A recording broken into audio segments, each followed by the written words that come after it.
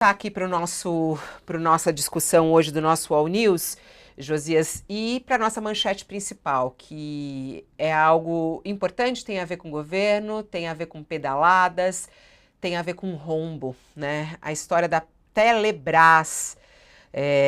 Telebrás, que é muito importante, inclusive, na ampliação da nossa conexão no Brasil, na nossa conexão com o mundo. A Telebrás que admitiu uma pedalada e prevê um rombo de mais de 184 milhões de reais. Uma baita reportagem da Júlia Alonso. Quando a gente abre aqui a reportagem, você tem inúmeros dados a respeito dessa situação. A Telebrás admitiu ao Tribunal de Contas da União ter feito uma pedalada fiscal milionária e que foi revelada pelo UOL. O documento obtido pela reportagem, a empresa pública afirmou que o rombo em 2025 ele é estimado em 184 milhões de reais e pode superar o dobro em relação a este ano. Após a reportagem publicada aqui no UOL, parlamentares do Partido Novo, que é a oposição ao governo Lula, pediram a apuração do Tribunal de Contas. O ministro Antônio Anastasia, relator do processo, cobrou a Telebrás e o Ministério das Comunicações, justamente que é a pasta responsável das atividades da estatal, para prestar esclarecimentos.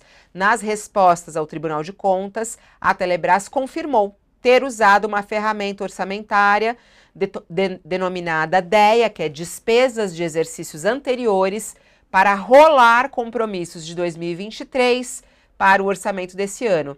E isso é considerado irregular pelo TCU, e isso é considerado uma pedalada. Segundo, inclusive, o TCU, isso faz com que aumente artificialmente o orçamento de um órgão, acumule dívidas para a União e distorce os resultados fiscais, além, inclusive, de consumir recursos de anos anteriores, impactando negativamente o planejamento do governo. Vamos lá, qual é a responsabilidade aí do governo Lula nesse caso, Josias? Como é que você vê essa pedalada admitida pela Telebrás? Fabiola, nós estamos vivendo uma fase em que o Estado brasileiro tem dificuldades para se financiar. Toma dinheiro emprestado no mercado, pagando juros altíssimos e elevando a dívida pública. Nesse exato momento, o governo está discutindo uma forma de cortar gastos. Então, está o Haddad lá manuseando a tesoura, Palácio do Planalto vendo, aqui não, aqui pode cortar. Então, está se discutindo o corte, né?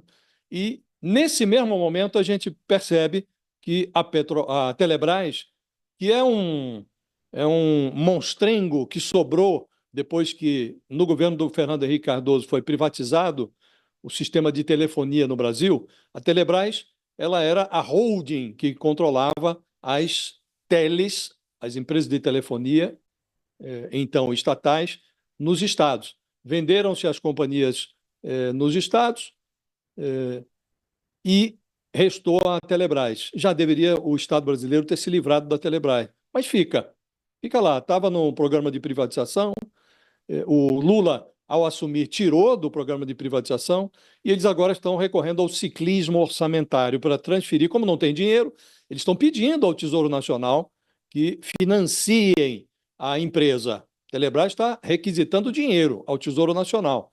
O Tesouro não manda o dinheiro, a Telebrás, então, enfia de um exercício para o outro, transfere de um exercício para o outro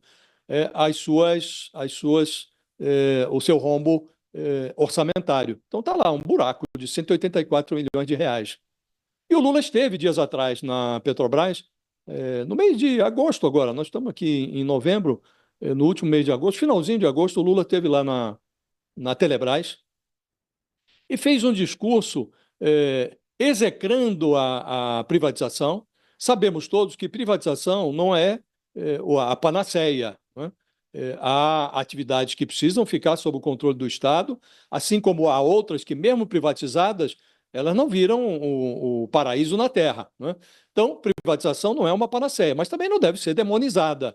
O Lula como que demonizou as privatizações na visita que fez no final de agosto à Telebrás e disse que a empresa tem que ser mantida mesmo sob controle estatal e disse que a Telebrás seria utilizada para desenvolver no Brasil a inteligência artificial.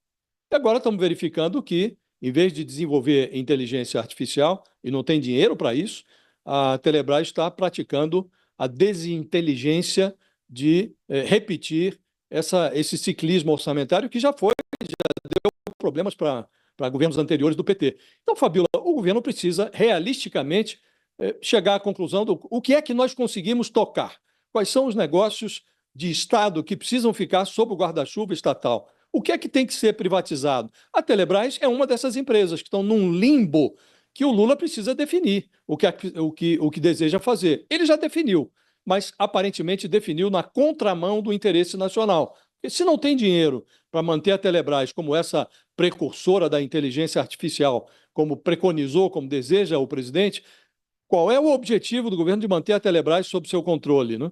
Então, hoje, o Lula está sendo questionado por esse passadismo, por esse desejo com cheiro de naftalina de se contrapor a tudo que se pareça com retirada do Estado da atividade econômica. Tudo que se pareça com privatização, o Lula é contra. Neste caso, talvez ele devesse refletir, Fabíola, para ver se não seria o caso de rever essa manutenção da Telebrás, cuja serventia hoje está sob questionamento, sob o guarda-chuva estatal. Lá o TCU agora vai ter que decidir o que faz com esse rombo e quais serão as consequências dele, Fabíola. Isso pode impactar negativamente o governo Lula, Thales, e a solução é realmente a privatização da Telebrás? Olha, a estatização aí não está dando certo, porque a Telebrás foi entregue ao toma lá da cá com o Centrão.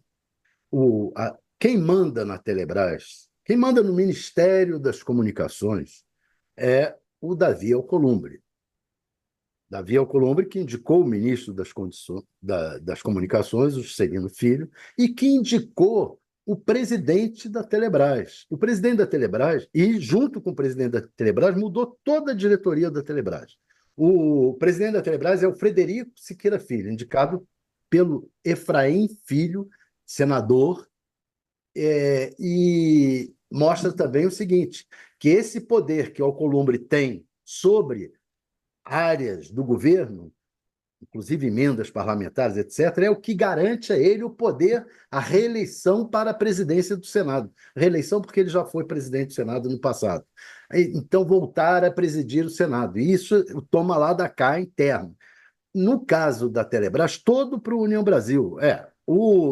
O presidente, o Frederico Siqueira Filho, indicado pelo Efraim Filho. O chefe de gabinete da presidência, o Romualdo Rolim Neto, é primo da esposa desse presidente, do Siqueira Filho. A diretora administrativa e financeira, Tatiana Miranda, é ex-funcionária do governo do Amapá do Davi Alcolumbre. O diretor de governança, o Alisson Lemos, policial civil indicado pela senadora professora Dorinha, do União Brasil do Tocantins.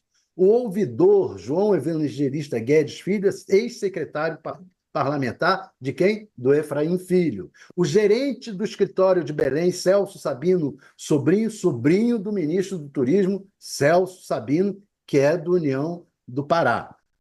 Gerente de compras e contratos, Jorge Façanha, advogado no Amapá. O gerente jurídico indicado de Edson Colando, indicado pelo Correio. Quer dizer, é um toma lá da cá, entregou a estatal à União Brasil, ao Centrão, ao Alcolumbre, e eles estão fazendo isso aí. Isso aí, quer dizer, não dá certo. Isso aí não dá certo.